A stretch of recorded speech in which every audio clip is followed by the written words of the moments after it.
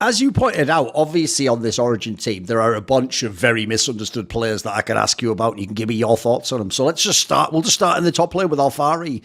Right, this was the era when it's true. What made this guy's rep really go to the top level? It's no surprise Team Liquid and all the rest. Like, if people don't know, not only did Team Liquid sign him, I heard that was the era also when, like, he could have also had, like, a super team with perks either in Europe or in America. And, like, loads of people wanted to play with this guy. So when the rep was, even though he's in the 10th place team, last place in LEC, people did actually think he was the best top laner. But the problem he's had, if you notice, Kays, in his career, is because in a lot of his teams, there's been some flaw. Like in Liquid, they had a bunch of flaws in the roster. And then later on, obviously, last year's Vitality was mad flawed. The perception goes like this. People always just say, like, you notice this happens a lot with people who are really good laners. All they do is lane. He is just CSing, and then he doesn't know what to do when he leaves the lane. And then what they make it sound like is, like, he can't team fight, he can't try. They just make it sound like he's an idiot. Whereas, like, to me, it's definitely not that simple. So give me your thoughts on Alphari. And by the way, as an aside, you know, whenever they say that thing, because they do it the same with my boy, fucking Larson, with Upset. Yeah. Whenever they say that, he just CSs. It's like, I always just want to sit them down and go, do you know how insane it is as a coach to have a player where you just know he wins lane all the time? Like, that's the dream. What are you talking about? There's not that many players like that, guys. So come on, give me your thoughts on Alphari. No, I think he's probably one of the best players I've worked with, in my opinion. Like, super deliberate in his statements out of game. Towards this matchup, I win at this time on this wave. Be here around. Like, he gives, like, people context in advance, like when they should be expecting.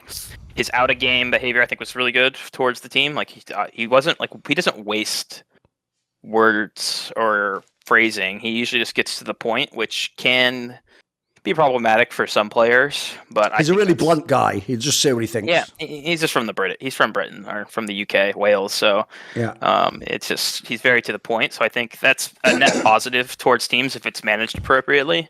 I think if managed inappropriately, aka the Team Liquid situation, it could cause multiple. The joke is, I could have told problems. This guy, of all the people going to LCS, mate, that ain't the culture for you. You're not going to be a culture fit there. They're not going to like that. Yeah, or you need to go in the right environment or team. But like, I've basically told the story, and like I've sort of implied it in that video. But like, essentially, if you're a fan, it's long enough now. No one cares. He essentially just straight up told Jack to his face that, I don't think you're a good coach. You know what you're talking about, whatever. It's just like, to him in Alphari's world, that's like, I'm just being honest. It's like, bro, what are you doing? Like, it's going to be the end of the world. So yeah, you can just, if you know that about him, you know, like you say, if it's the right environment, that's going to be an awesome quality to have. If it's a vibe where it's like an Emperor's No Clothes thing, it's going to be the worst person to have, because he's going to be the little kid who's like, you haven't got any clothes on there. Like, what the fuck? Don't say that. We don't all say that. So I know what you mean by that totally as a teammate, sure. Yeah. So I think it's a net positive if you have the right staff and infrastructure in place to handle the conversations correctly, which I think Europe does a way better job at this, the European team staff model. Like, it's just more the culture where you're allowed to just speak more directly to the players, and they just understand it's just to improve the game. In the US, you kind of have to dance the line sometimes. And otherwise, I think Alphari, his lane phase is obviously good. His champion diversity, he more so came from the cloth where he'd rather perfect 5 or 6 champions. Yes. And then understand. He's kind of like the Reckless vein, but more champions. Well, not the same, not as extreme, because he would obviously play everything, but he had like 4 or 5 champions where he perfected the matchups on and could play them. And they were like usually like the champs that never really go out of meta. It's like the Nars, the Gangplanks. Yep. He can play Ornn. He can play Kennen as well, even though I think AD Kennen was not it. It's not a very good pick in my opinion, because you need your team to all play around it. But so he had a set of champions. Camille was one. Like, he played champions really well. And then for mid game, I think he kind of, his view on how to win the game wasn't as high or wasn't as proficient as early game. But in my opinion, you can teach mid game if you have the right staff. So I'm not sure what happened on all the teams after I was not working with him. Like, I wasn't with the Team Liquid team at the time. I was with TSM, and then on the summer split, I was there in the spring split where we got fourth in Origin, and then and that was the year where we ran into G2, who ended up just winning the whole split.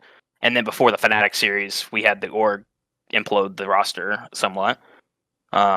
So we were in fourth when I was there, and then like I left after spring, and then I don't know what happened in summer completely, and the Team Liquid I don't know what happened. Vitality this past year I wasn't aware of what happened either. So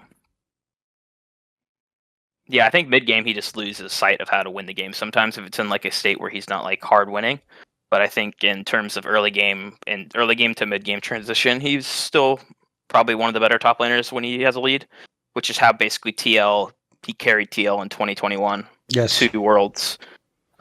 So it's funny that you think that, because I thought the same thing, mate. At that year, even TL, maybe because someone didn't like him because he was a European or something, but people were even flaming him in that team. Like, he's just shit. It's like, bro, he's the only one doing anything. It's just him just dying on his own with no one following up. Like, he's getting every lane he can. He's getting every advantage he can. Like, what do you want him to do? He can't 1v9 as a top laner, for fuck's sake.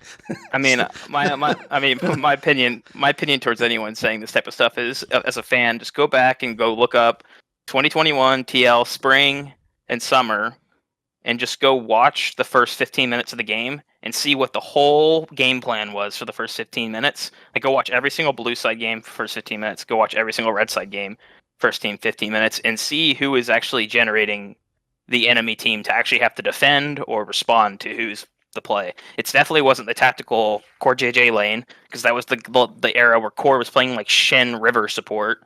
So yeah. I mean, it's just, go actually watch the VODs before having a formed opinion on it. It would be then form your opinion. So, see more cool, funny, interesting clips based on topics from my content? Well, subscribe to this channel then, or, be a pleb and don't.